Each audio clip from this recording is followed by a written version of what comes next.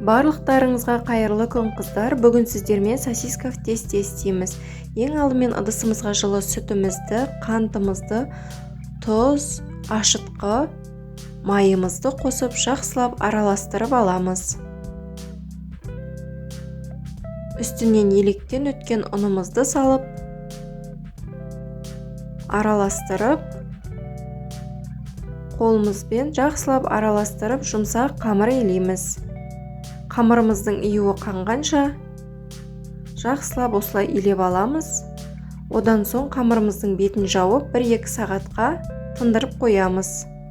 Қамырымыз ашыды.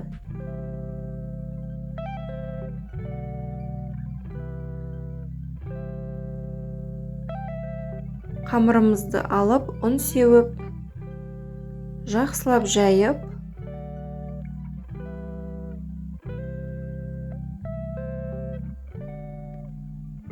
2-2,5 сантиметр етіп кесіп аламыз. Одан соң сосискамызға осылай орап шығамыз.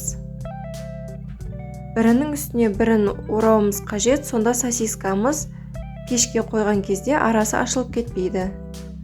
Одан соң жұмыртқамыздың сарысын жағып,